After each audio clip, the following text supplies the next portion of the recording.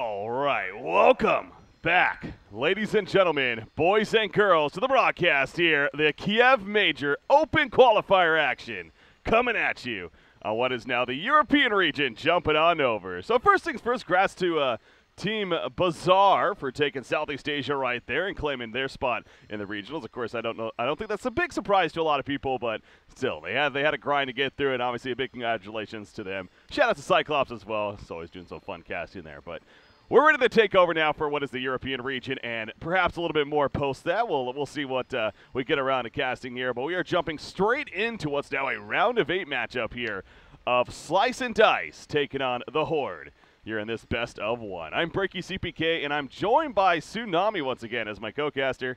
How's it going, Tsunami? Yeah, I'm so happy that it's gonna be like a legitimate cast rather than jumping around in Dota 2 all schizophrenically. This is hype. I already feel like the game is that much more legitimate. Yeah. I mean, we even have this pause at the beginning. It's just like a real competitive game. It's a tactical pause to kick things off. How about that? There we go. There we go. Yeah, apparently a camel ran into the cable. It's of, classic. players. That's classic professional issues. Understandable. That and the cap being on fire are basically the two go-tos. As far as why we're paused here. No, but yeah, I'm 100% with you. Again, it was fun yesterday, but let's be honest. That's more kind of just having fun rather than seeing some serious Dota 2 action. So today we are starting to get into what's obviously the more upper echelon of teams here in these open qualifiers. And again, we're coming to a point now being that it is the round of 8. So obviously they kicked off a little over an hour ago here with the round of 16 today. And so to kind of give you a quick update in terms of how things are looking, let's go ahead and do that while we're sitting in this pause. So we have 8 teams remaining. Obviously we've got the Horde versus Slice and Dice here. A matchup above actually happened already, but Pro Dota Gaming defeated SR. Pro Dota Gaming is already awaiting in the semifinals. In fact, they were already in the semifinals before any of the quarterfinal matches started, before any of the other ones. So they flew through their matches today. So Pro Dota Gaming, I'm excited to see them. They play the winner of this matchup right here. And then we have 01v9, which is actually a makeup of former Han players as well. Again, if those tuning in, maybe has Mystery and Han, you might recognize some names like Own Me, Boxy, as well as Book. And then you have, they're playing EE. Again, I don't know too much about them, but we'll see there. And then going in against CR. Now going in, the interesting thing about them, you might love them or hate them because they defeated Bean Boys in the previous round. Thus why Bean Boys is no longer in the open qualifier. So that's kind of an update right there as far as the 8 teams that we have coming at you guys. So I don't really think it's fair to say that Pro Dota are like the favorites just because they were scheduled the soonest, right? Well, see, I don't even think they were scheduled the soonest. I just think they literally just defeated their opponents that quickly. Oh, that was so my maybe point, they are the favorites. Just straight up face rolled in like 15 minutes. It was like, give me the next match. Yeah. I want the next opponent. Yeah. No, I mean, going into this, they were one of, at least in my mind, again, I know they kind of are a newer team. They're more this Tier 2, Tier 3 team, whatever you want to call it. But obviously these open qualifiers, that's going to be the case. One of those teams is going to win it all. Another team that's on that list, though, is no doubt the one we're seeing here. The Horde, obviously a sister, brother team, whatever you want to say, to the Alliance. And Ake, of course, most noticeably the leader of the team. Pablo, Excalibur, George C, and 3-3. Is their full roster right here. Gork. Gork? Is it Gork? See, I've heard it's pronounced George C as well, but okay. Wait, really? Who told you that one? I don't know. Somebody in my ear a while ago. Okay. I'm still going with Gork. I might be making that up. Yeah, okay. We'll go with Gork. All right. Anyways, this is another team. They're the favorites here, I figure, in this matchup. So I don't know if you have much history casting Horde, but what do you think about them? They've been, I don't know how consistent their roster has been, but I see 33 is a stand-in. I don't know if that's accurate or not. Do you have their like Wikipedia page up to see like who they? So actually, I know he's a quote-unquote stand-in, but he's been on the team for a little bit. I do know that. That's what I thought. Yeah, because I remember seeing him before. Yeah, and that was surprising to me. I think ES Kills was a former player of theirs, but he's their new, basically, player that, and he's been playing with a little bit. They've been playing a lot of these quote-unquote amateurish events, things like the Pro Dota Cup, and comes to mind. So And they've been doing pretty. In fact, God, they played in what was it, the Dota 2 Champions League recently here.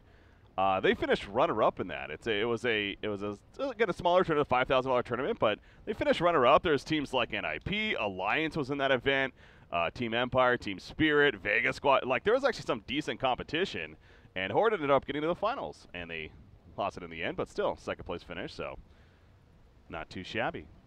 Yeah, I think it's pretty fair to say that Horde would be the favorites in this matchup. I don't know who Slice and Dice beat to get to this point. Obviously, at this stage, all the teams have not had, like, you know, complete free matches. I'm assuming at least starting from the round of 32, it was probably some real legitimate close matches as opposed to kind of the ones that we were seeing yesterday where it was mostly like the game was decided in the first 10 minutes or so.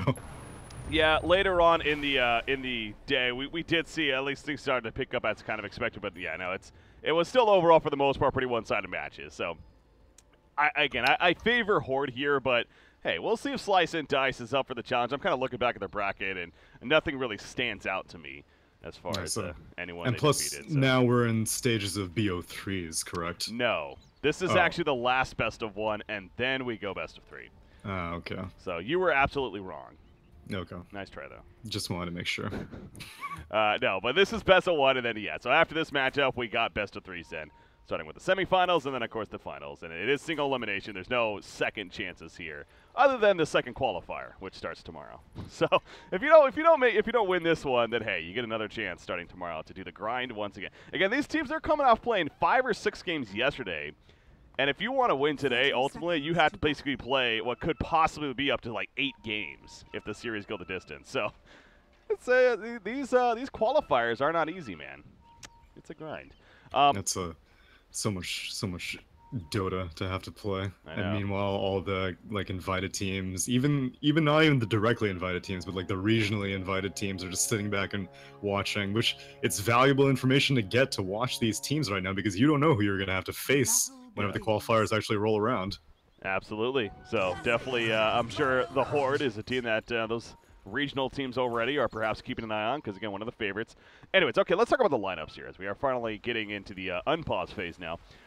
Interesting lineup on Slice and Dice. It's a very aggressive one, at least parts of it. You got Spear Breaker with a Pudge. They're up here setting up at the top lane with Vengeful Spirit coming up here as well. So talk about a very aggressive tri-lane.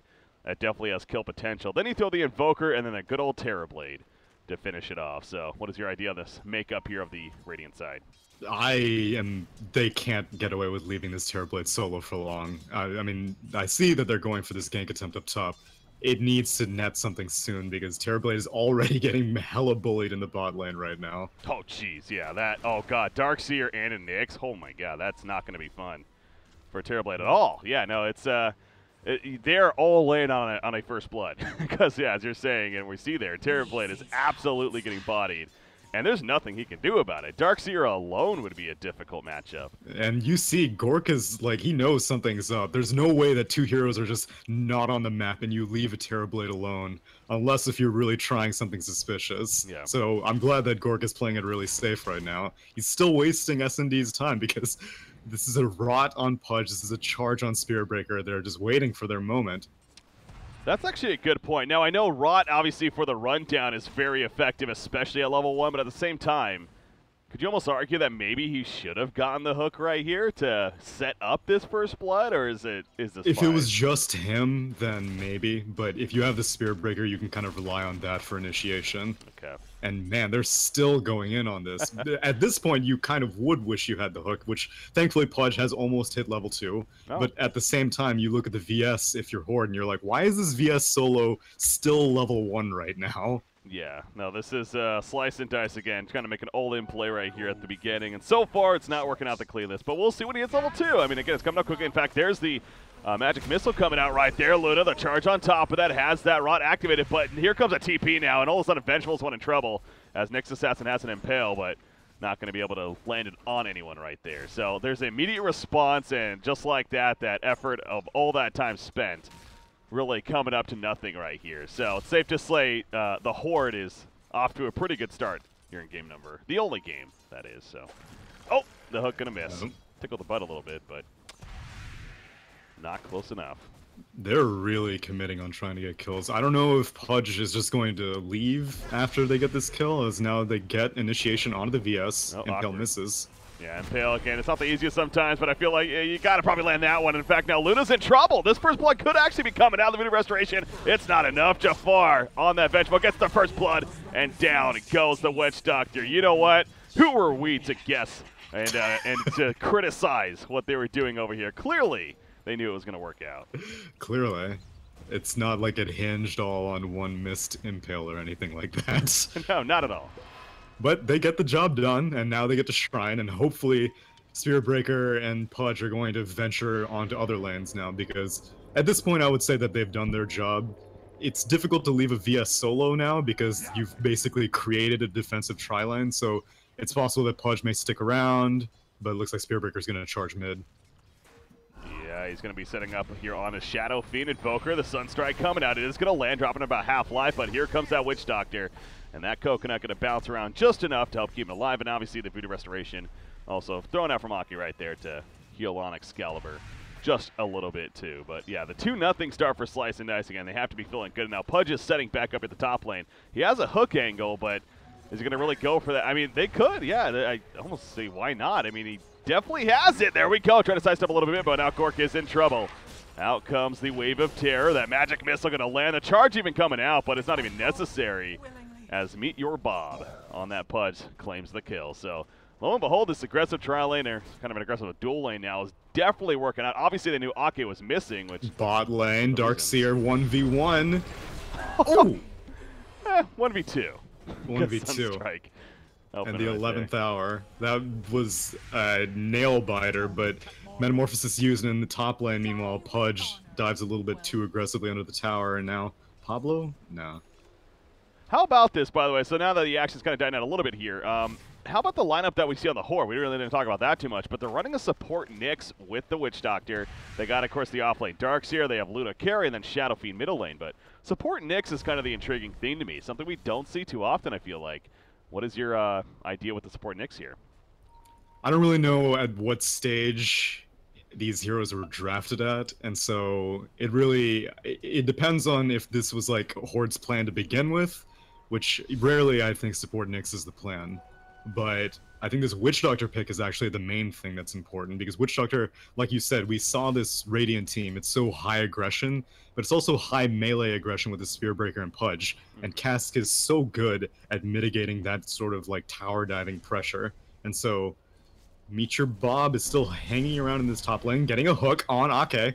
I'm watching the middle lane too, but yeah, Ake gonna get hooked in. That's an easy kill as a result. Back to the middle lane. Sure enough, Excalibur goes down. So yeah, happening pretty much at the exact same time right there. And now Pablo, is he going to be run down? If we see the 17% coming out, charge going to be used right there. The Iron Shell from Darkseer trying to maybe scare him off, and actually not nearly enough damage. He's just a little bit too far in the trees, and that will be a turn kill onto the Spearbreaker. So Invoker did not want to commit, and for good reason. I mean, he was definitely dying if he actually went for that kill right there. So good back off, but I mean, they did get the kill on the Shadow Fiend just before that, though, so I still think overall Slice and Dice pretty happy. Yeah.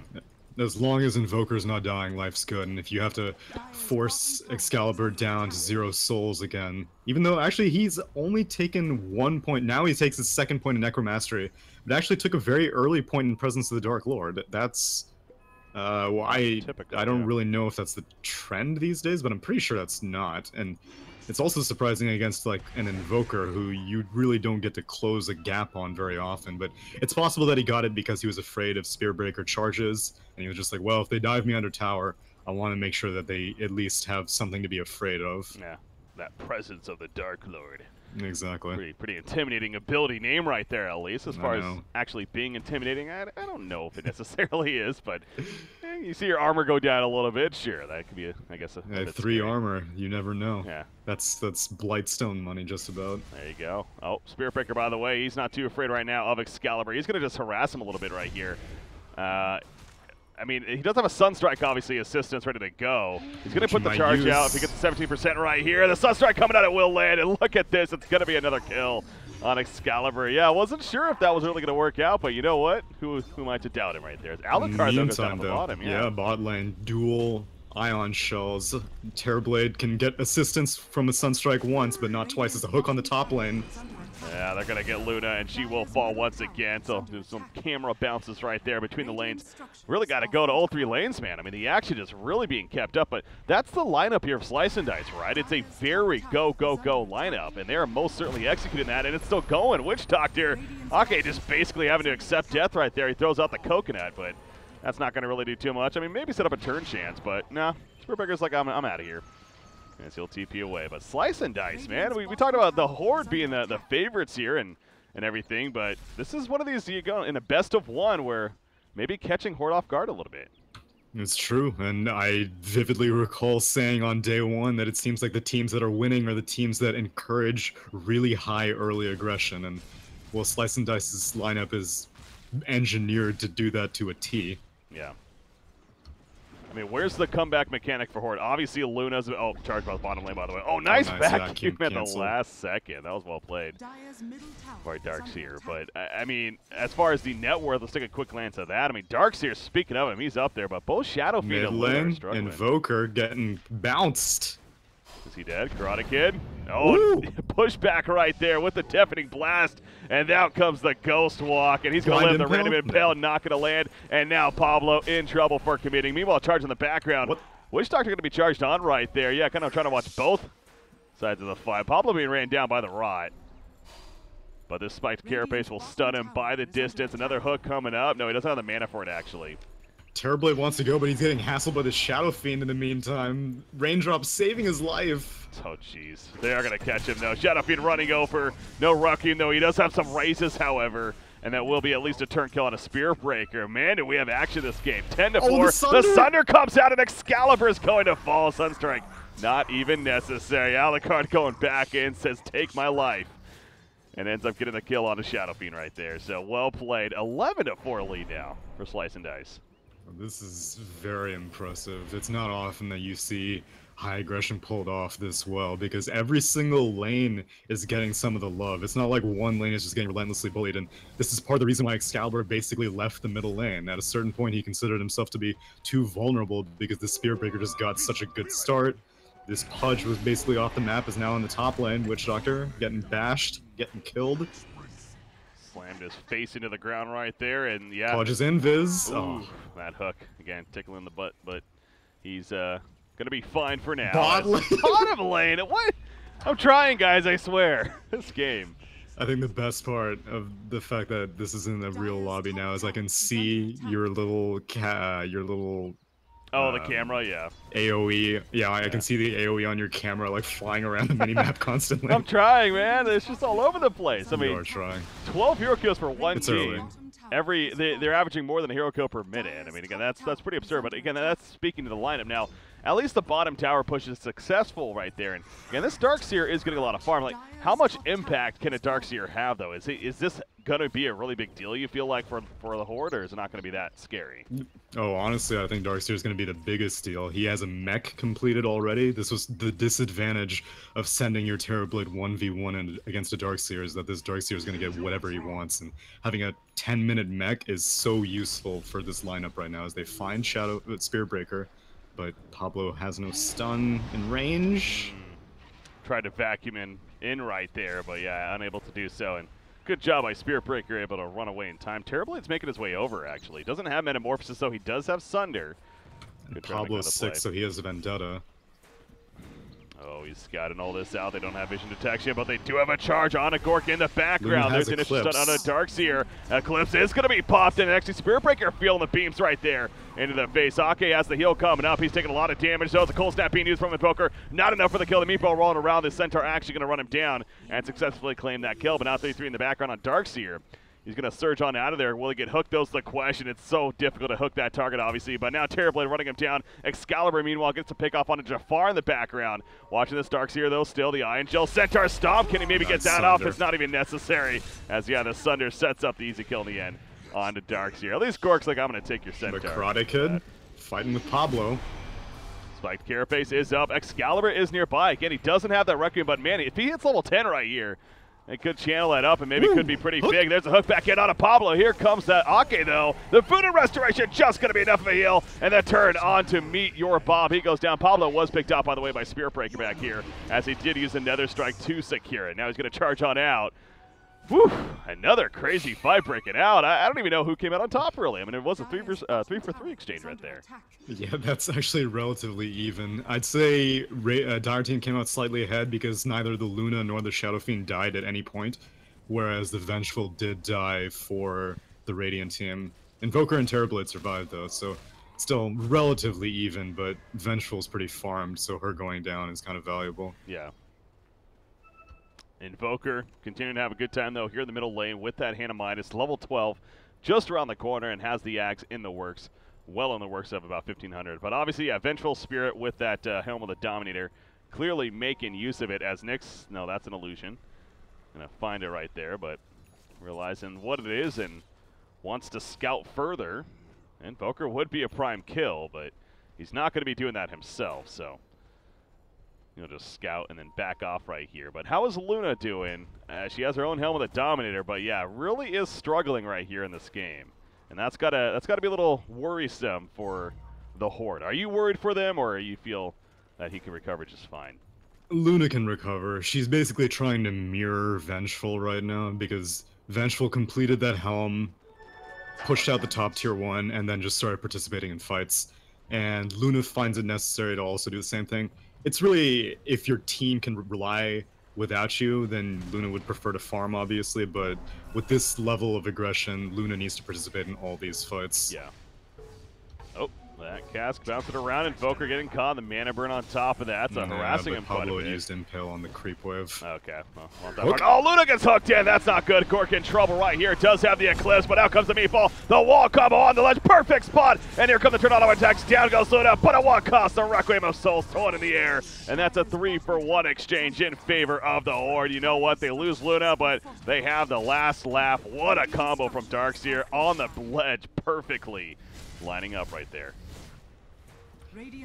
I always had faith in my boy, 33.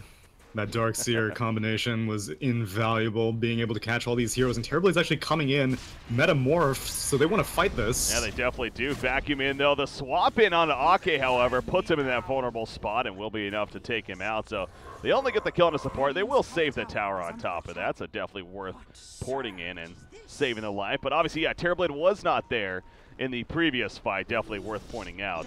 Honestly, it could have been for the worst, because he probably too would have got caught in that vacuum combo. True. And taken out. So they will take out a tower in response, though. Pretty good response by Slice and Dice, despite what just happened right there. Yeah, this Terrorblade is still being able to... I'm surprised that he was able to get such a good laning phase and has been able to transition so well in bot lane. Meanwhile, Invis Spirit Breaker gets exploded. That was the Shadow Fiend. Yeah, he's the Shadow Blade. Oh yeah, Shadow Fiend. Yeah, that's correct. The Shadow Blade was used right there, but unfortunately there's this little thing called a Sentry Ward. For those that don't know, it detects Invis units, and Shadow Fiend was not expecting that to be there, so that was a great catch onto him, and yeah, that's going to slow him down. Again, he's kind of been at least... now, Shadow Fiend, obviously, when it comes to recovery, even though he had maybe a little bit of a tough start, the hero definitely will recover. And we have seen that. But anytime you can get the kill on him is going to be absolutely that much bigger as a result from Slice and Dice right here. Really keeping him in check. Yeah, especially because neither the Luna nor the Shadow Fiend are like playing dedicated farmers right now. Both of them are participating in a lot of fights. Both of them are very active early on. And so getting kills on either of them still slows everything down as VS finds a Nyx Assassin Invis, but not going to do anything. Yeah, I can't really do much with that. Nyx is almost got that Blink Dagger finish, though, and that's going to help with when it comes to initiation, of course. And Darkseer finishing one of his own. So those are going to be some key items here. No doubt coming out for the Horde that they're relying on. But where does Shadow Fiend? He's going straight Silver Edge. What do you think about that? Committing straight for it. The break is not really that useful this game, in my opinion. You can break the Vengeance Aura VS, so that's marginally useful, and obviously the damage reduction in general. But I think Terrorblade is the bigger concern, and Silver Edge against Terrorblade isn't really that valuable, because even if you break the main Terrorblade, all of his illusions will still be dealing the normal amount of damage based on how the spell scales. Is now Darkseer in the bot lane. He's getting caught here. Yes, he is. Getting pulled back in. Another strike. Finishes the job on Jim right here. But yeah, Shadow Fiend, he's looking for an opening now. Does have that Requiem to do so, but he needs a lockdown onto Spirit Breaker, and Witch Doctor just cannot get close enough, so he'll open with auto attacks, and the raise is coming out, and actually will secure the kill as a result. So yeah, I really want to be patient right there. Not force the issue, but yeah, again, according to the queue up right here, he is committed towards getting that silver edge. Yeah, I find that surprising, but the item does tank you up a little bit. As you can see, it builds out of an ultimate orb, and this Shadow Fiend does need to get more HP. I feel like there are better choices, but we'll see what he does with it. Yeah. Well, he is, again, picking up some good farm as the top lane. Jafar on that Vengeful, going to be found, but Nyx is like, nah, I don't want to commit right here. He'll blink dagger away and help protect Luna once again. But, man, Luna, is she really this underfarmed? I mean, she only has the Helm of the Dominator, still 1,300 gold saved up, but is there nothing on the courier, really? Yeah, she really is just struggling, man. The problem is she can't show up to any lane, because as soon as she does, she's going to get charged, and even if she stays in her jungle, she gets charged. I was going to say, this ain't a lane. The jungle right here. Now, Sunstrike's going to miss, but it just doesn't matter. The Alpha Wolf, in fact, I think finishing him off, but it might come at a cost for Vengeful at least. And he's going to kind of stand his ground somewhat, but there's no chance he's winning this, and will eventually be killed off, obviously. Spirit Breaker, can he actually escape is now the question. He does have the Hand of Midas. By the way, he purchased Jolly to help his farm and get that attack speed up, but he will get pulled in by the vacuum. So these Blink Daggers, I guess actually Darkseid didn't have his just yet, but Blink Daggers are going to start having a big influence, though, as usual. Oh, yeah, most definitely. And poor Spirit Breaker. Normally in those situations, you, like, look across the map and you want to charge something that you can, get out of the situation, but all of the enemy units that were visible were in the opposite direction, so he'd have to charge straight into the enemy team. And as we can see, Cask, Vacuum, Impale, and Lucent Beam are all great solutions for interrupting a charge. Terrorblade. Let's kind of focus on the other side a little bit right now. So obviously this overall team, again, it goes back to being very aggressive. They kind of won that early game. They did what they were supposed to. Now phase 2 of the strategy is make sure to get that early farm on Terrorblade and have him be able to take over the game. He's going to Manta style here. I mean, does that make sense to you, of course? And then where do you expect to follow from there?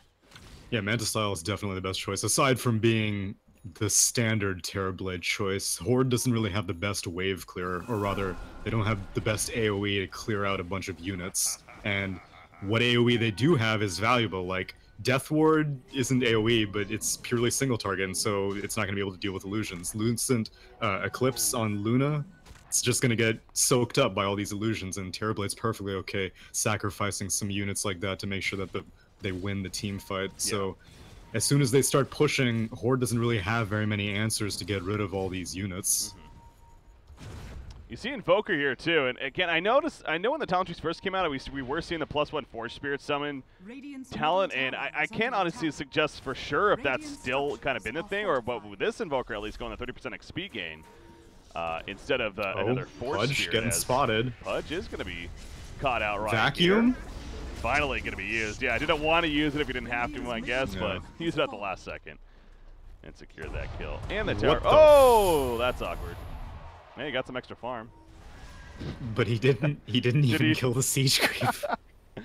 Oh, that's sometimes you just hit R when you don't want to. It's moments like that where I kind of feel bad that I actually caught that on camera. It's okay. It's even worse whenever we don't see it and then we're like, why is Eclipse on cooldown? Yeah. Did we miss a kill? Well, wait, what happened? But yeah, so I was suggesting though, I mean, I don't know if you're aware of it, but like the talent tree choice by Invoker getting that XP gain. It's dealer's choice. Okay. In my opinion, I've always been a big fan of the XP gain when you go Midas, which seems to be like literally always, because it boosts the Midas's XP gain. So it seems counterintuitive to go for the Midas and then not take the talent that makes the Midas even better. Yeah. So in most situations, I prefer the XP gain. The dual Force Spirits are nice, especially like I said, they don't have the best way of clearing units on Horde, and Cold Snap is going to be really irritating for this Spirit or Shadow Fiend who hasn't gone to BKB yet. It's going to be really irritating for this Luna who hasn't gone to BKB yet, but either way, I think that this Invoker needs to focus on late game rather than mid game. Yeah. Swap. You just got a little lower for me, by the way. It's actually middle lane. They are going to be swapped in right there to get the kill onto Luna. Sorry, guys, getting a little bit distracted, but we do have a charge now coming up from Spirit Breaker. Not going to connect, however, but he's in a pretty vulnerable spot. But by vulnerable, he still wants to make some plays. You obviously have the Invis Shadowfiend nearby. There's that combo. No, the vacuum. No wall, though. The stop for the Centaur coming out, but it's going to be enough follow-up. Karate Kid, the Ghost Walk ain't enough. He will go down right there. The Maledict's in the midst of it as well.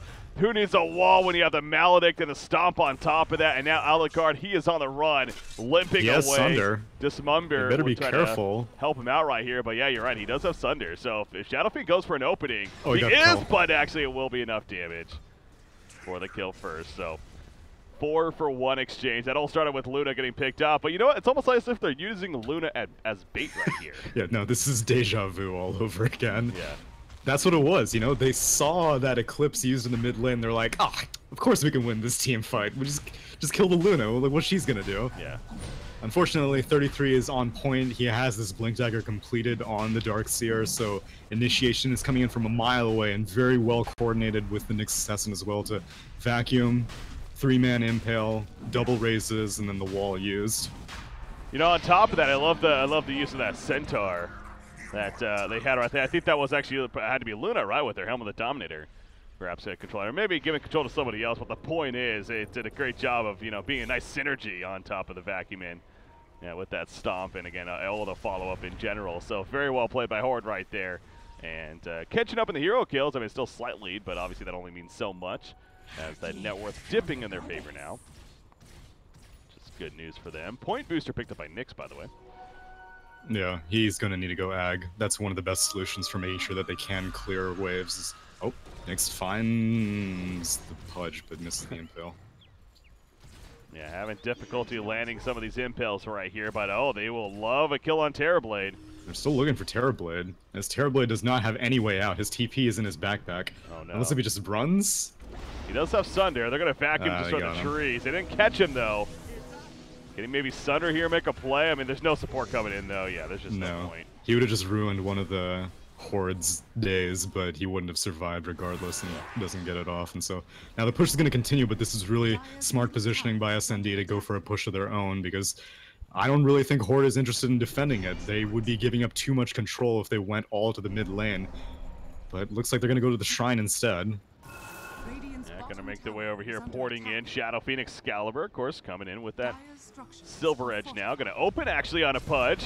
And a couple of auto attacks to raise another one. It's not going to be enough damage, but Darkseer's like, I got this, don't worry. Vacuum nice also vacuum. hits Vengeful. He swaps and Spear Breaker. He's like, I want to live.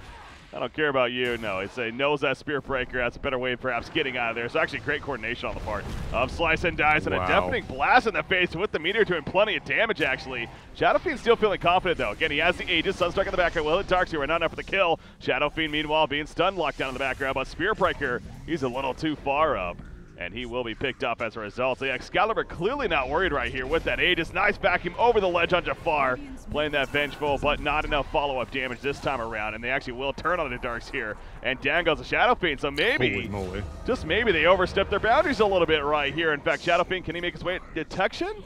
Nope. Oh my gosh.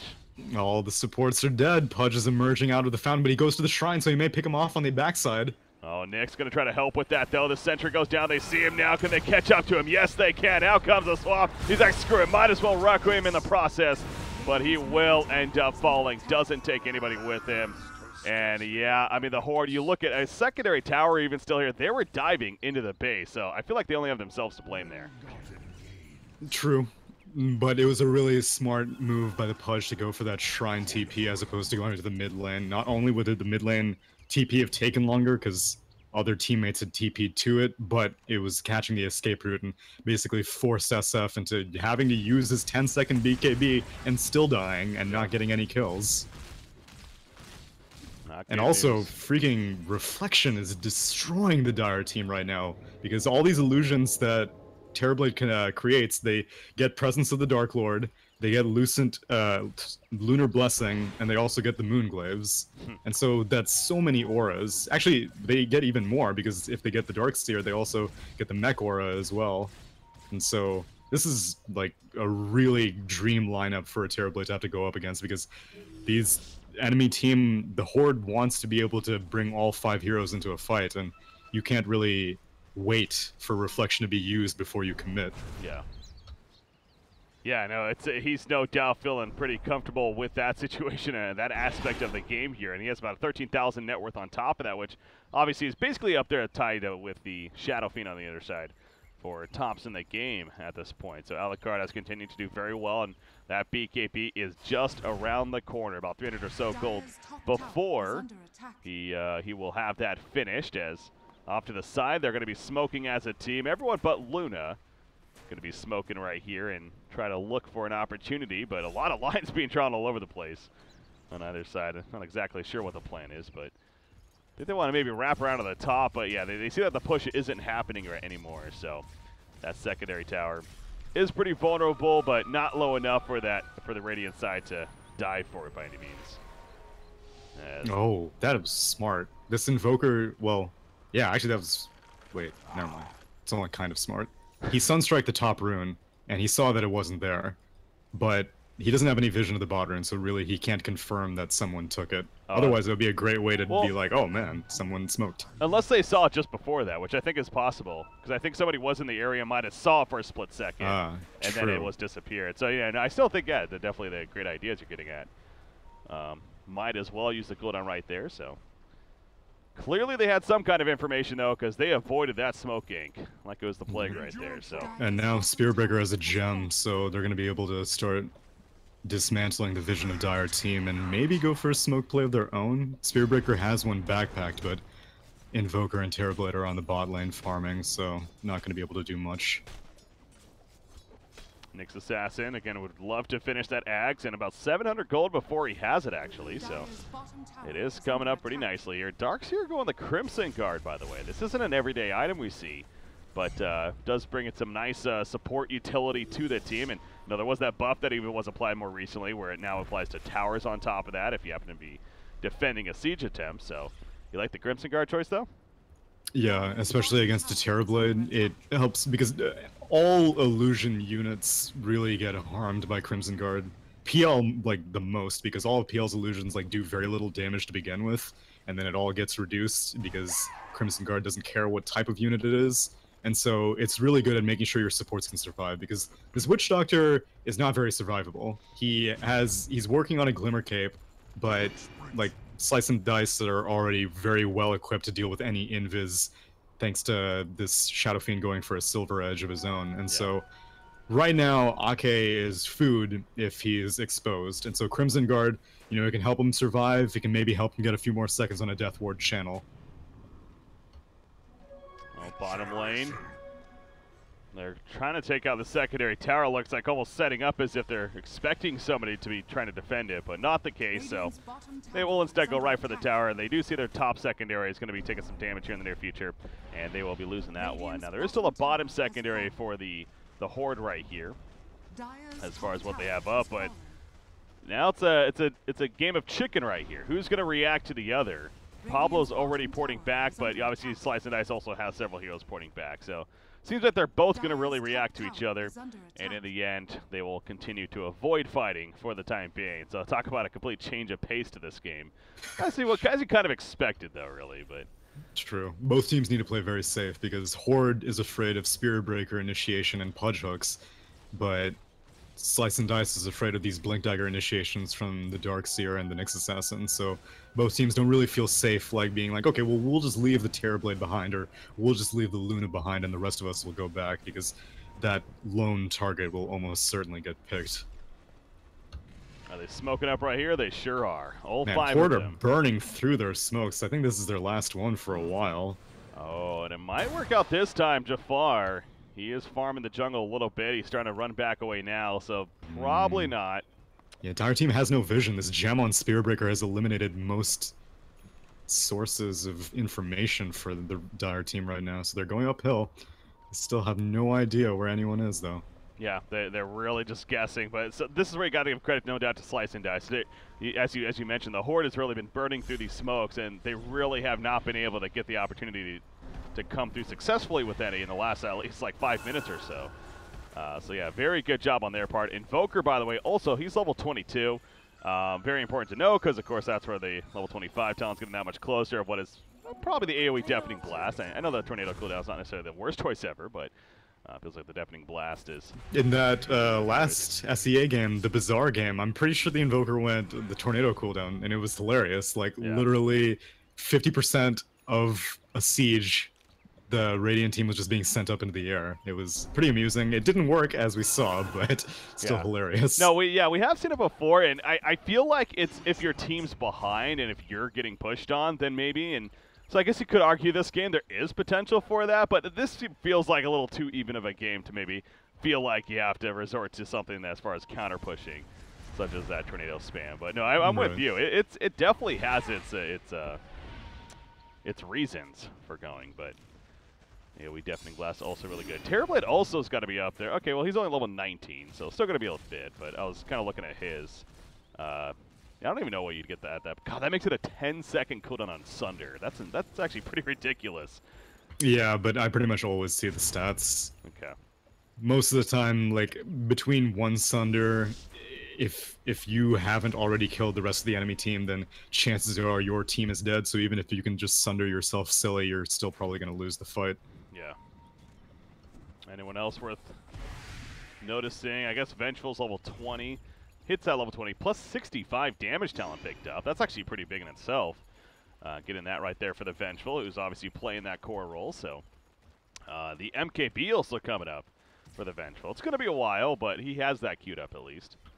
Yeah, the Vengeful is going to be a while, but this Terrorblade is making good progress on his MKB, which is good, because being able to kill this Shadow Fiend is very important right now, because Luna is still kind of behind, only has this BKB completed, and that's, again, not really a damage item, it's on the mid lane, Jafar. Yeah, they swap him in right there. Spiked Carapace kind of stalling a little bit, and actually going to hide with that Axe effect. The hook going to miss as a result, and now the BKB Excalibur, he's chasing them down, but no turret kills just yet. So this BKB... I don't want to say it's wasted, but in essence, it's obviously they don't really get anything out of it, and it's down to 8 seconds now.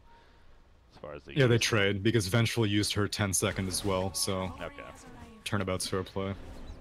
Terribly trying to continue to keep information going as well as harass a little bit, but nice shrine use here from the Horde, and they're going to reset. I think both teams know that Roche is up, and so neither of them are feeling comfortable to leave this area. And since no Raxes are taken, there's no pressure being created elsewhere on the map. Luna's sending illusions, Terrorblade's sending illusions, but the meat of the teams are still all in the same lane. As they get the vision on the Darkseer. Can they really chase him down though with that surge? And there's a Flame Dagger. Hey, that's a nice impale. Yeah, he's had struggle landing. It's going to be a lot more simple ones, but that's a pretty difficult one right there, actually. So, but helping to keep Darkseer alive. He might have been fine anyways, but again, it still looked pretty.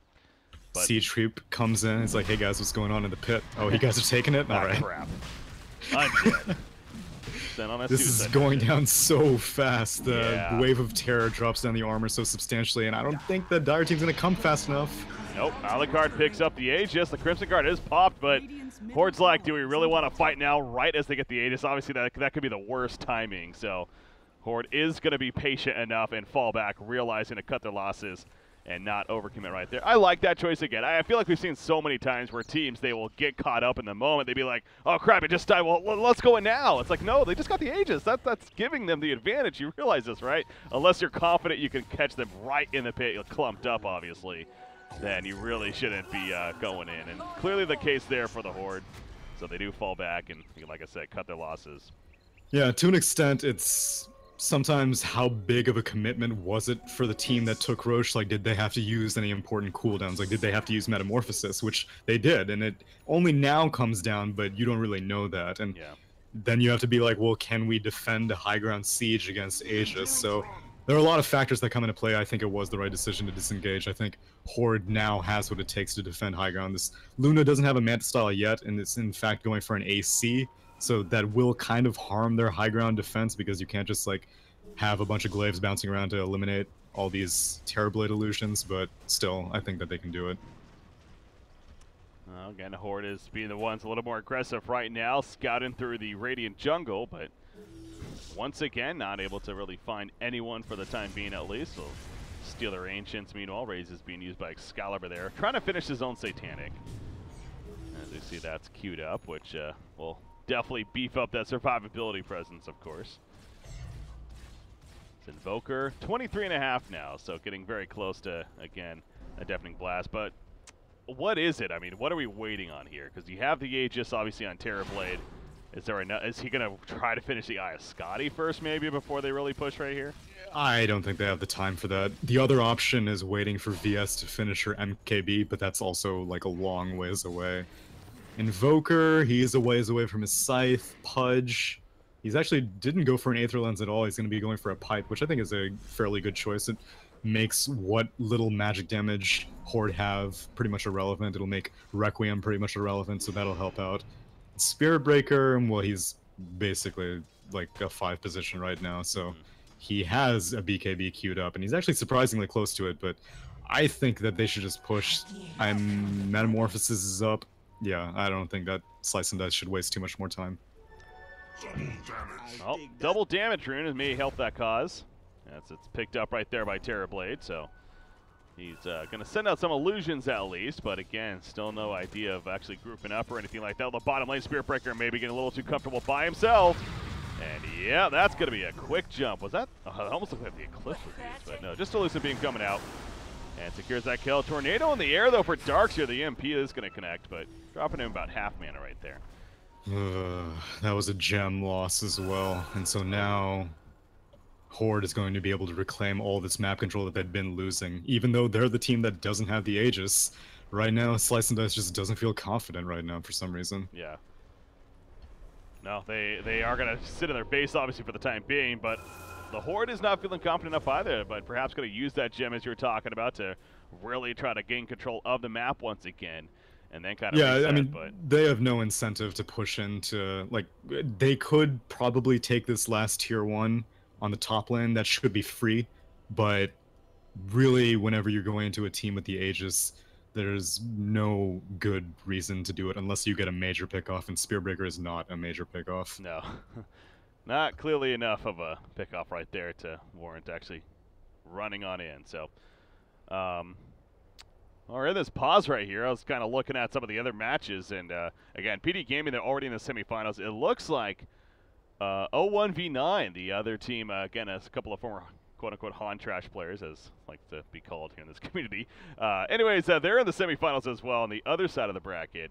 And actually, it looks like another result, GI going in, the team that beat Bean in the previous round, they also won their next match against ZR. So it's going to be going in versus 0-1v9 in one semifinals, and then again, the winner of this will play Pro Dota Gaming in the other semifinals. So one of these 4 teams will be representing Europe in the, will be joining the other European teams even in the regional qualifiers. So that's what we're coming down to.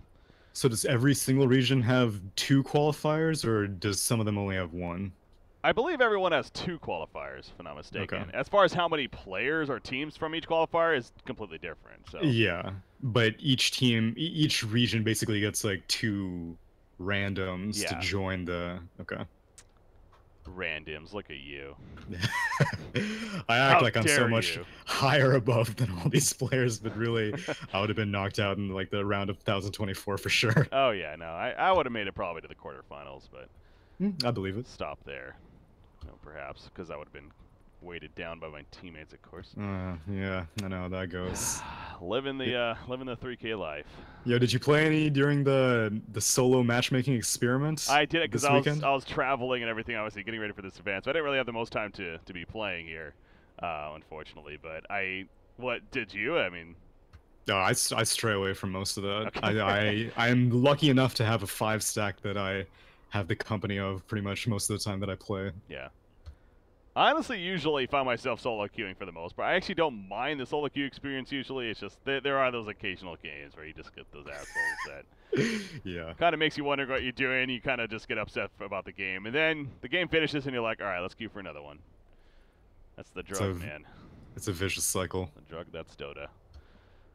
All right, so apparently we're in a restroom break right here. So this is the last quarterfinal match now, obviously with the other results taking place. So, and again, our following round will start being a best of 3 on top of that. So at this point, well, it's safe to say we'll probably follow the winner of this versus Pro Dota in the next round. So definitely stick around. Again, continuing coverage here of the Kiev Major Open Qualifier action. I'm Breaky CPK, joined by Tsunami here as my co-caster.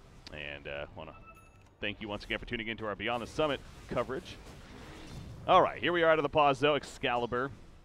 That Satanic, it is actually just about finished, so again, a key item that I don't think it's a very scary item, but it's definitely obviously going to help him in the fights coming up. Yeah, I mean, if there ever is a fight, there's only 1 more minute left on the Aegis. S&D like did nothing with it, and that seems strange to me because they have all the openings necessary.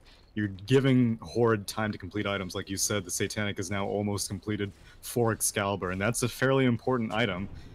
Granted, this Invoker is not yet level 25, he's level 24, so AoE Deafening Blast still not on the table yet, but a Deafening Blast period will make life very unpleasant for this Shadow Fiend. 40 minutes in. You have Darkseer. He's working on his Refresher Orb, so the double walls can be happening right here. And on top of that, you know, things like the double Shivas could be fun, which obviously he has now, so potentially be pretty powerful. You got Spirit Breaker finishing that BKB, as we are getting at earlier. So you're talking about the idea they shouldn't maybe really wait for the Iascati, but in the end, that's what's definitely going to be happening here for Alucard, is the Aegis will despawn there. Yeah, but now Horde isn't afraid. Like, the Aegis is down. In my opinion, they should still wait because Gork has a lot of room to grow still. He's working on this Manta style, and it looks like he has most of it completed. I don't know where it is. No, never mind. I don't know. But as far as the Manta goes? Yeah, because like in his quick buy, he has like a percentage of a Manta. He has the Yasha, but like I don't know why you wouldn't just queue up the whole Manta. Yeah, that is kind of weird actually. Well, he has 5,000 gold saved up, so. Yeah, so I was like, does he have the ulti orb on the courier or something? But no, he just has the Yasha. Yeah, I don't see it anywhere. Okay, there we go. He's buying the whole thing. Okay, so now I'd say now is the time to go for Horde. The Aegis is down. You have the gem that you stole from Spirit Breaker, so you have relatively good map control. They haven't really invaded the Radiant side too much, but it's on Pablo right now, so he can just go around Vendetta and discover the intel for his team. Middle lane, Horde, he got Vendetta. Speaking of that from Nyx, yep, he's scouting things out with that gem as mentioned. And gonna see if he can find any kind of vision here, but as we notice, probably not going to be the case. However, could scout them out here at the top lane, and that's where things could get extra interesting. As Invoker, he's level 24, almost at level 25 again, so we're going to find out exactly what he goes for, but yeah, no matter which talent he gets right there, definitely going to be a nice amp as far as helping his cause. But Shadow Fiend's actually caught up quite a bit, and he's level 24 himself, speaking of that, with the Satanic finish now. Again, for him, I feel like the 150 attack range is pretty much the go-to. The raise cooldown doesn't seem as potent, because it's that argument at this point of the game where you're really relying on that magic damage spam. Yeah, I don't think I've ever seen an SF go for the raise, and especially this game. Pudge ended up not completing the pipe, but regardless, you need to be right-clicking, you can't be raising. Yeah. It would be nice to get rid of Terrorblade Illusions, but again, like, Shadow Fiend deals so much damage at this point that you're still just better off just right-clicking them down. He doesn't have an MKB, though, but at the same time, Terrorblade has not gone for any evasion, so no big deal. See a line being drawn right up towards the top. I don't know if that's just a side of the map they want to claim or whatnot, but they are kind of moving together as if they're maybe going to be smoking right here, but they got one on Pudge currently. They want to be coming out with that. I don't think that they would be seen if they choose to. Bottom lane? Okay, somebody was there that Yeah, no, Pablo briefly Vendetta to Forge Spirit and then promptly Blink TP'd out, and everyone on S&D was like, oh, did you see that? Yeah, something's happening in this game. Down goes the Forge Spirit. Oh, there's only action in the last 10 minutes. I mean, they had the opportunity to control the pace, and they let it slip from their hands. So I have no pity for them. How dare they? Yeah, no, it's for people that may just be tuning in these last like 10 minutes or so. I see even kind of coming out a little bit. It's like, you know, the sleeping face and stuff. Like, what a boring game. Like, well, I mean, the first 15-20 minutes it was pretty intense, and is actually definitely favoring Slice and Dice quite a bit as far as the heavy action was going. But we are in that phase. You know, I mean, you have a Terrorblade versus a Luna, essentially. That's kind of how it sets up to be as the game picks up, of course. A lot of avoiding going on. Level 25, and look at that. He did go the tornado cooldown. Well, I'll be damned. Okay. That's also surprising to me because he doesn't have an Octarine yet. And so usually whenever I do see the tornado cooldown, it's on top of an Octarine, so it's like a super low cooldown. Oh, good point. Yeah. Man, they're chunking this tower. They are. Terrorblade in the front lines, of course, doing that with the illusions and all the stats of his. It's obviously doing plenty of damage. Not enough to be dropping it, but can get it down to about half-life. However, they're going to fall back for the time being, so the split push game has really taken off now. Not a whole lot of fighting again, but you got to figure, yeah, Roshan's up in a very, very short amount of time here. And Spear Breaker, he's sitting in the Roshan pit expecting that to be the case here. Oh, he leaves it right as it's about to respawn, too. Awkward. Yeah, we'll probably send an illusion in, but right now there's a smoke in from Horde. Yeah, this is the closest they've been in a long time. Okay, yeah, Roshan, no surprise, he's the one that's going to encourage some action here. Oh, and the hook what a on Witch hook. Doctor to start it. Now, it's not the biggest target, but Are you still. kidding me? That wasn't even an Aether Lens hook. That's ridiculous. Max distance, man. Yeah, he's been playing this punch pretty well, for sure. Yeah, he is. Landed some solid hooks here. Meet your Bob. Still not quite enough to guarantee the Roche. They'll go in for it, but they still need to be very careful. God, this Vengeful, though, yeah, we really can't forget about him. There's a jump in, the vacuum, no wall, though. Get some BKBs to be used, including Excalibur. Body gets hooked back in, actually. Wants that get no Aether Lens. Who needs an Aether Lens? Damn it. In the back on the Terrorblade illusions are real. The FPS drop coming out. That Satanic is keeping Shadow Fiend alive for the time being. The Blade Mill needs to be careful about that, though. As Evoker going through with the MP spam, adds a Deafening Blast on top of that, and down goes Shadow Fiend. He has a buyback. He's not going to use it just yet, though. Gork, meanwhile, trying to live another hook, maybe. He gets pulled back. He's in trouble running away with the Mantis. It looks like he's going to buy his distance to survive. Shadow Fiend does buy back, by the way. You do see Terrorblade getting caught now. He has a Sunder. Can he get it off in time? Yes, he can. And Shadow Fiend, he now needs to be a little bit careful. Karate Kid from the uphill. Meanwhile, the Tornado's coming out. The swap out on a Terrorblade. Keep the Terrorblade alive as a mission, and they will be successful. But the casualties in the back on the cask locking them down as Invoker and Vengeful will fall right there. And then Pudge, he's going for the port out, but he's going to be stopped. And he, too, will be dropped on top of that. No kill on Roshan. They don't need a stinking Roshan kill, though. It was all going so good, but as soon as Shadow Fiend activated the Satanic, they had to put so many resources into locking down the Shadow Fiend, trying to kill him, and they ultimately did, but he had buyback. He had a Shrine, and he could just immediately come back into the fight. Beautiful play by Darkseer yet again. Perfect time to initiate onto the Roche pit and getting that wall, and then following up, this Terrorblade was kind of like dancing around the wall. He was not really committing into it, and then the Darkseer ended up vacuuming the Terrorblade away from his team into the wall, but I mean, all you need is the illusion for that massive amount of damage that the Metamorphosis Terrorblade gives. Yeah, classic example, kind of the split fighting going on right there. And yeah, the Satanic really making all the difference. I suggested earlier, maybe not the scariest of items, but you know what? Almost kind of eating my words right there, because clearly that item is what obviously not only kept him alive, but arguably won them that fight in the end. Because if he dies quickly off the bat right there without it, then that pace of the fight completely changes. I mean, obviously he did, but the fact he was able to, you know, get back so quickly and join back into the fight made all the difference right there. So we do have them claiming the Aegis on top of that now. And it looks like, by the way, he's going to be going a full-on Daedalus. So really trying to amp up that right click here as far as Shadow Fiend is concerned. And then once that is finished, then we'll probably see the Horde making much more of an aggressive push. Haven't really seen that from them just yet this game. But no doubt that's the timing that perhaps they're waiting for. But level 25s are starting to make more and more appearances here. Shadow Fiend obviously getting his, and sure enough, he gets his plus 150 attack range. Several other heroes in that 23 range, though, so start having impact here. Oh. I'm surprised that Terrorblade hasn't gone for any evasion, because the reason that SF can get away with building a Daedalus as opposed to something like a Bloodthorn is because there's no evasion to be concerned about. The Luna hasn't had to build an MKB. Oh, BKB activated. Yeah, he kind of forces him out. We've seen 3-3 do that several times. He vacuums almost as if he's going to go for a combo, and he's getting some BKBs to be used, so it's actually pretty good bait by him. And yeah, Spear Breaker activating his, thus cooldown now for another minute, and down to 8 seconds here as far as the duration goes. And now our team's grouping up. Cheese is on the Darkseer, so he can really get away with doing these aggressive initiations.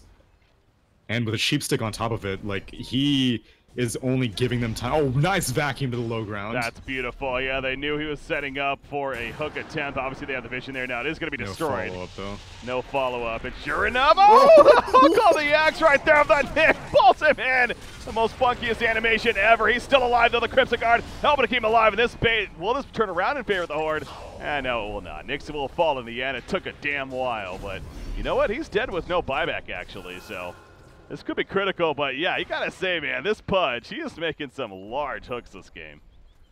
That was hilarious. I've seen the force staffs before, and I think that was, I don't know whose force staff it was, because a very common thing to do against a burrowed Nyx is, since they're using spells in your direction, they'll be facing your direction, so you can offensively force staff the mound and like slide it into your team.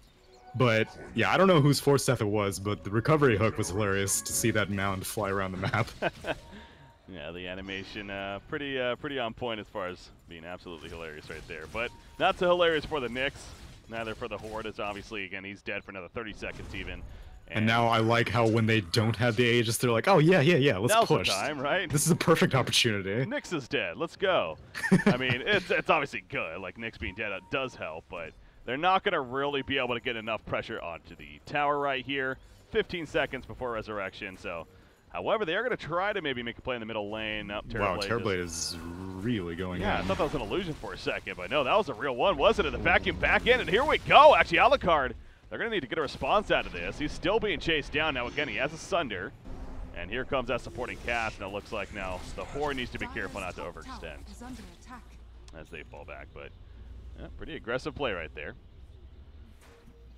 Yeah, and I had mentioned how useful Reflection has been this game for replicating the auras of the Dire team, being able to get Presence of the Dark Lord, being able to get Lunar Blessing, but same thing is true for Horde with 33's Walls of Replica. You get the Vengeance aura from the VS, you get the all the aura, well I guess there's only mainly one aura on the Terrorblade, the Assault Cuirass aura, but again, both teams are basically using each other's net worth against themselves. Yeah, it's kind of funny with all the illusions being spawned, yeah.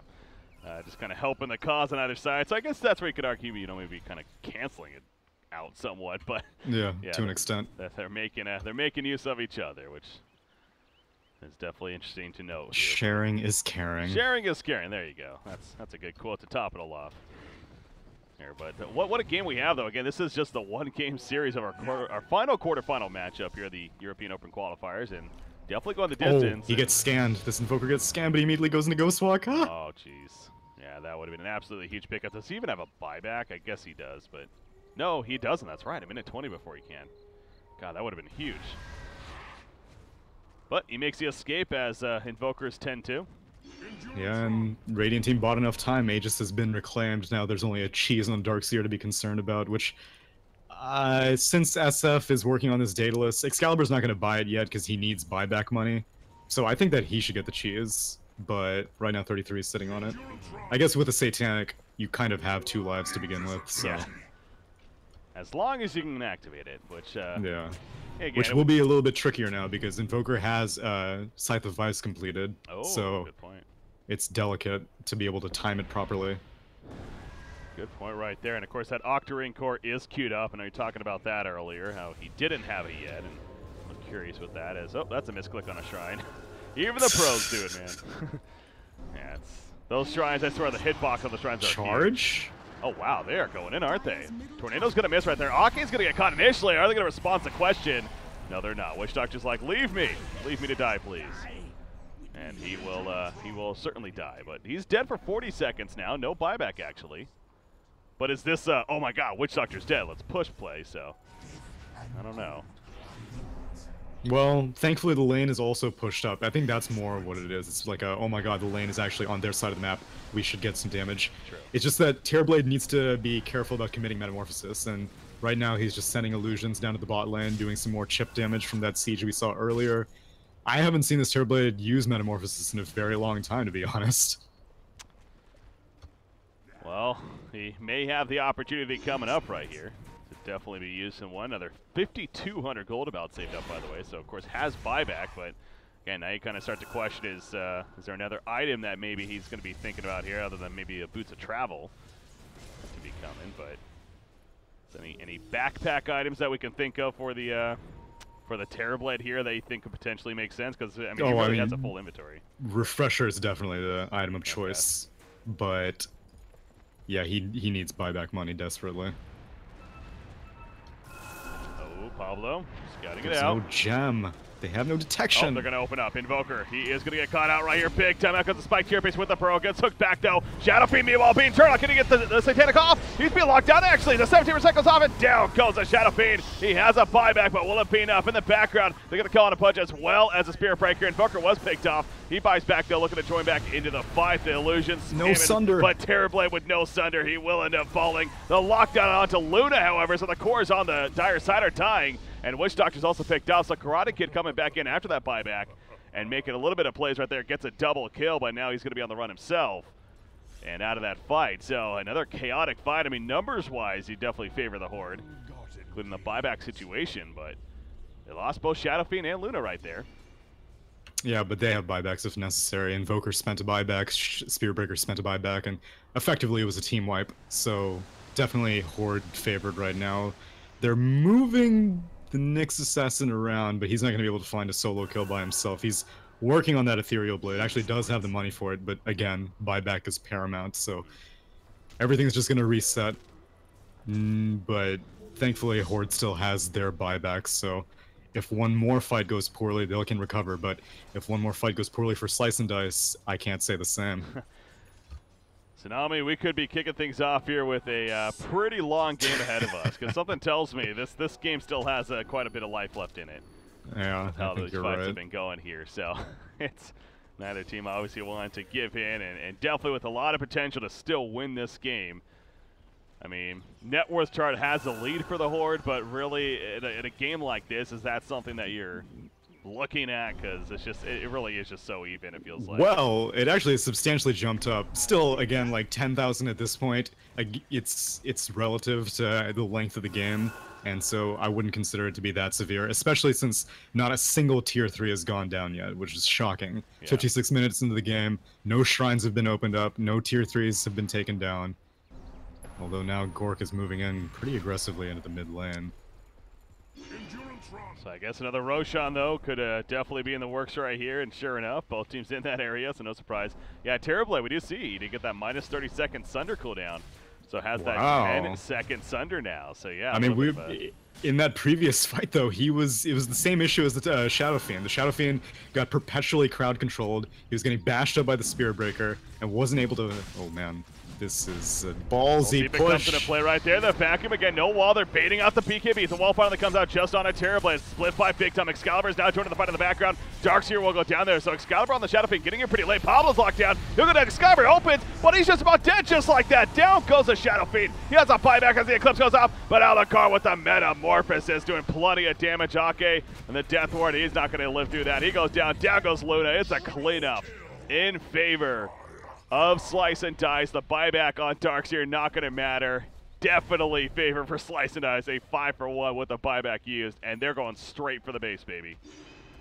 You can't pull the same trick that many times in a row. That was the third time that Radiant has been taking a Roche, and 33 has jumped in for a fake initiation. At a certain point, they're going to call your bluff, and they're going to be like, whatever, man. I know you're just doing this to bait out our BKBs. We will fight you. I don't care. 33 didn't activate his Crimson Guard, didn't sheepstick anyone, he just blinked Shiva's vacuumed, and didn't even drop the wall, I believe. And so... he did at the last second, but he only got Terrorblade. Oh, okay, so. Yeah, so it wasn't like with the combo. No. Okay, yeah, so that kind of fake initiation got punched in the face this time, because VS was ready on the trigger, immediately swapped out the Darkseer, and they just followed up on him. And Darkseer bought back promptly after, but his TP was on cooldown, so even though he did have a shrine available at the time, couldn't get there. Daedalus finish on Shadow Fiend, but again, no buyback now for him, and Obviously, that's going to help plenty when it comes to the damage side of things, but yeah, talk about the response from Slice and Dice in that last fight. That really was something. And speaking of Shadow Feed, again, I guess that was supposed to be yet another fake initiation as you're getting at, but they end up getting committed, and Shadow Feed was late to the fight, and I think that was a big part of it, though. Again, they weren't really expecting to actually go in right at that second, and he was running in late. He finally got there, not that it was a fault by any means. But when he did, all of a sudden he opened, and just like that, he just started dropping and couldn't do a damn thing. So another big aspect to that fight. Obviously, the Eclipse went off from Luna, but it just didn't matter at that point. The spread damage was way too much, way too little even, to be too effective. And obviously, big fight for Slice and Dice. One of the biggest fights we've had in the game, no doubt, as far as putting a team maybe a little bit ahead. But anyway, you see the net worth graph kind of explaining that. The first significant spike for Slice and Dice in a while. But the flip side is that, to an extent, Slice and Dice are kind of capping out at this point. Terrorblade has 2 boots backpacked and is sitting low. He just ate his Moonshard. There you go. So he is basically 6-slotted at this point. Whereas the Luna still has a long ways to go, I think. This, oh, well, never mind. Just those damn illusions, but yeah, Luna. Those damn illusions. She is trying to finish a MKB, I'm guessing, yeah. I don't know why Gork keeps putting on half of an item. It keeps juking me because I don't know what to expect. Yeah, I would assume that's the case, but melee rack. Wow, it's a lot of damage on Invoker. This Daedalus is massive.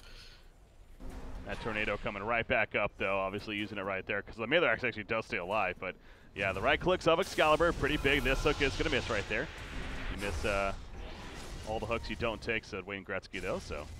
He's going to keep on trying right here. BKB's popped by Vengeful, swaps it onto Luna. Gork trying to run back immediately, though, with his bell and BKB being popped. Jafar on the Vengeful, eats the cheese. He's going to be fine. Out comes the Cryptic Guard from Darkseer. The Meteor falling down. There's a vacuum. The wall coming out on top. And we got an Illusion War, baby. It's like the Clone Wars and Star Wars right here. The Axe Scepter effect of the Burrow from the Nyx. They get the kill on a Pudge, but the retreat now by Slice and Dice. That Impale missing. Terrorblade getting caught. He does have a Sunder, of course, on a 10-second cooldown, and he's going back on a Gork right here. Gork caught in the Ice Ball, and he's in trouble. He goes down. Double kill coming out for Excalibur, meanwhile, on Shadow Fiend, but Luna staying dead, by the way. Spirit Breaker also staying dead for the other side. This cask! Really is a concern, though. The cask bouncing around, though, locking down Jafar. Gets the kill right there. The vacuum back in. Alucard, he has a Sunder. He's going to be using either the last second of Excalibur, and they're going toe-to-toe, but Excalibur going to come out on top. And Terrorblade goes down. Triple kill for Shadow Fiend. And there's the Aegis finally used on the Invoker. He's by himself. I don't think he's escaping from this one. Oh, maybe. Blink Dagger right into the Ghost Walk. Wow. Maybe he will escape. All right. That's really impressive. He didn't even have Ghost Walk invoked, I don't think. He just immediately blinked out. And I thought that Ion Shell would have canceled the blink, but apparently the damage tick came too late. So that's actually really important that Invoker can get out, because he took that Tornado cooldown, which means that he is going to be able to discourage this push for a fairly long time. Does he have the Octarine, by the way? No, he doesn't have that yet. No, not yet. He has the money for it. Oh man, top lane. Oh, that's a big kill on a Pudge if they get it, because again, they don't have to worry about the hook then, of course, but they're not going to get it. In fact, it might come at a cost now. Nyx Assassin in trouble. The BKB popped by Shadow Fiend. Pudge going with the Dismember on Witch Doctor, though. Sunstrike trying to finish off Ake. The hook will miss, however, and Ake will stay alive as they do take out Pudge. Again, he doesn't have a buyback. He's only dead for 40 seconds, but with no hook presence. It's still not going to be enough to feel comfortable pushing, though. They don't have Luna, obviously. Not going to want to push without her, and they will start falling back now. Yeah, normally I would have said that they shouldn't have taken that fight. Slices and Dices should have just backed out as soon as the Pudge got swapped in. But the way that they forced Horde to have to spend another BKB charge on the Shadow Fiend meant that as long as Invoker's alive, there's no safe way to push into this Radiant base. Yeah, that Tornado cooldown perhaps definitely, again, working out in the end for Invoker right here. And look at Invoker, by the way. He's changing his mind now. He's going to Lincoln Sphere instead of that Octarine Core, or even like a Refresher. Of course, I know it could be decent on him too, but like the native of Lincolns.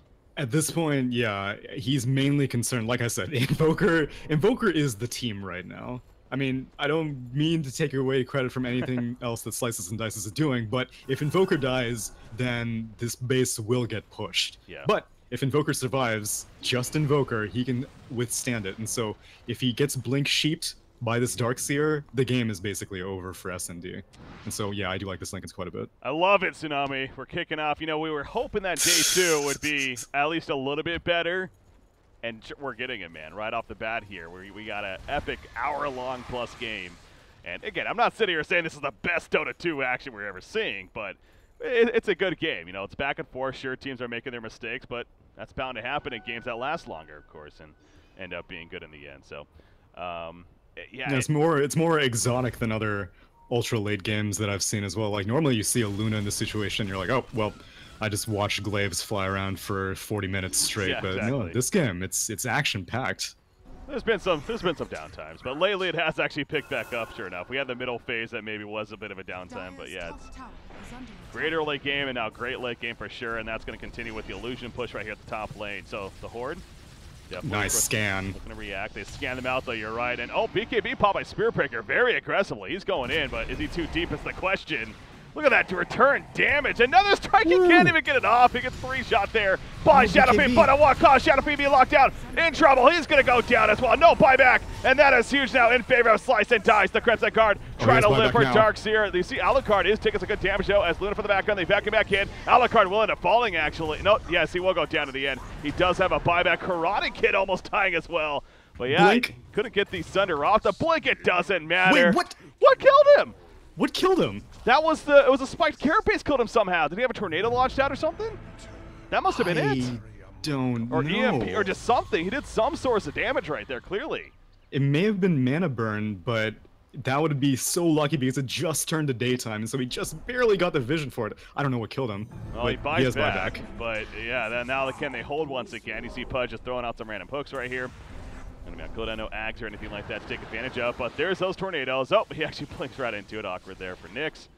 However, again, good luck pushing against this. I mean, Terrorblade isn't up, but again, with just Invoker, as you're talking about earlier, Tsunami, I mean, that's enough to actually keep them alive. So sure, he doesn't have a buyback anymore now for the next 6 or so minutes, but they really can't push as he's up like that, so they will have to reset, and Roshan number 5.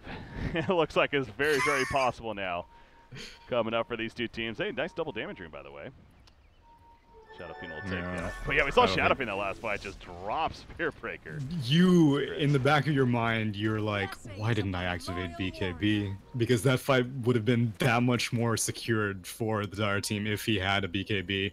True. He did buy back in the end, and so that's another penalty, but he's basically 6-slotted, so it's not the biggest concern. He hasn't eaten a Moon Shard yet on the Shadowfiend, so there's still a little bit of room to grow. Still no BOT2s, but oh wow, they want to smoke up. Buybacks are down, but buybacks are down for both teams, so this is really risky.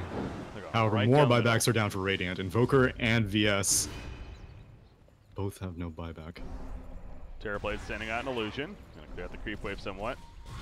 Darkseer, he's going in though. There's a vacuum, no wall combo just yet. He's going to be dismembered himself. Spearbreaker in the background. He's going for Ake actually, of all heroes. Where's the Terrorblade in the midst of okay, he does have the Metamorphosis up. He's going toe-to-toe with the Shadowfiend. Darkseer is picked out, by the way, so far the only casualty. But Invoker is getting low, but he barely will stay alive. Pablo cannot finish him off in that Axe effect, throwing out a random impale right there. But Terrorblade gets the kill on a Shadowfiend as the Sunder used as well on a Gork to try to drop him. But he's going to barely live. The Force Spear trying to finish off. Maybe a hook. No, he doesn't have it up. Oh, the blade mail though takes out with the Eclipse activated of Gork right there. Now the dismembered has locked down Darkseer. Luna does have a buyback. Nice shrine pop though by Meet You Bob. And 3-3 is going to fall on top of that. So it's the game of just back and forth here for these two teams. And look at Terrorblade. He's going aggressive. He's going right to the bottom lane. Luna's going to have to buy back as she does. Yeah, but Luna does not carry the same presence as an Invoker does. Without a Darkseer, I think Darkseer is the deciding factor in a high ground defense for Horde right now, because Luna can't clear these illusions very easily. She has Glaives, but these Terrorblade illusions are so goddamn tanky right now. And there's a lot of damage coming out, so obviously the racks being exposed, taking some good damage on the range tracks already, but you see now pushing out the middle lane. They just really want to make sure to have the lanes pushed in, take advantage that way. But Shadowfiend's, again, he's staying dead for another minute right here. He's not going to be coming back up 3.5 minutes on that cooldown. So the middle racks will be finished. They know that Shadowfiend doesn't have buyback. They don't know that Darkseer doesn't have buyback at all. Oh, no, never mind. They do. Yeah, so they know that both of them don't have buyback. Yeah, that was a dieback right there. That's right. So I mean, this could be the game. They could get mega creeps right here, and then how do you come back from that point, obviously? So Jafar is going to be hooked back just in case. He was really fine, but taking some harassment right there. And now this melee Rex will fall. So they ping towards the top. Again, with still 30 seconds on Shadow Fiend and 50 seconds on Darkseer. Just doesn't feel like they're going to have enough fighting power here. Pablo's going to sit in that burrow. That they know he's there, though, with the detection, and they're going to try to do enough. There's the hook in. You see the spiked carapace pop, but that should be enough of a lockdown in the background to take him out, though. As swap from Vengeful right there to help save his Evoker teammate who got kind of a little bit of a scary spot, but they're going for the Mega Creeps. Buyback on the Nyx, by the way. That's going to be Mega Creeps, though. Horde, they shouldn't. They're not Horde going to should just sit back. Yeah. No. They can definitely fight against Mega Creeps, and I'm glad they're not taking another fight. But S&D's going to keep the pressure. It's another hook, but no follow-up this time. Just quick enough right there. Woo. Level 25 Pudge, by the way. 1.75 flesh heap track strength. He has 4,500 life. No big deal. No big deal. That's absurd. All right, Roshan. Yeah, here we go. Oh, Vengeful. I don't think this is necessary. No. It could be risky, you're right. They commit to this and get clumped up as they are. There we go, the Darkseer vacuum. No wall, though, just yet. He has the wall to use. He wants to stop this Roshan, though. They're pretty committed, as actually Terrorblade takes the Hex right there, but it's going to tell the center out on the Gork. Gork spins up, but Gork's going to end up falling on the Luna right after that. The lockdown of Excalibur, and Slice and Dice setting up for the victory now. The final push onto the Horde right there, knocking them out. Good game, well played is called, and that will officially do it. Slice and Dice taking out one of the favorites here in the Open Qualifiers in the quarterfinals and moving on to the semifinals. Yet again, at the very last moment, Excalibur did not activate his BKB before he got sheeped, and so he went in. He knew the enemy was in there because Darkseer got the intel and got one hit on the Terrorblade, took out half of Terrorblade's HP, but then promptly got sheepsticked, and the rest of Horde just fell. But yeah, it was a hell of a game, and Slice and Dice deserved that victory, definitely. Wow, what a game right there. Over an hour-long match, obviously, but now I'm with you 100%. That wasn't a, I mean, again, both sides had their poor moments, but both sides also had their great moments, and Slice and Dice, no doubt deserving that victory in the end. They got off to that great start. Obviously, Horde was able to calm it down, but they could just not capitalize themselves. And again, getting in those fights, Terrorblade got the farm necessary, and then Invoker did just enough to hold them off from truly pushing. So a couple of late game pickoffs, get the victory, and that will do it. So Slice and Dice moving on to the semifinals. Again, they're set up to play now Pro Dota Gaming in the next round, and that will be the matchup that we are going to be covering, seeing that the other series, of course, has already started. So, Tsunami, we're going to go on a short break right here while we set that one up. But, guys, stay tuned. More European Qualifier Hub coverage coming at you for the Kiev Major here on Beyond the Summit. I'm Breaky CPK, joined by Tsunami. We got Game 1 of what's going to be a best of 3 now coming up. Slice and Dice versus Pro Dota Gaming here. Our semifinal matchup. Don't want to miss it, guys. Stay tuned. We'll be right back.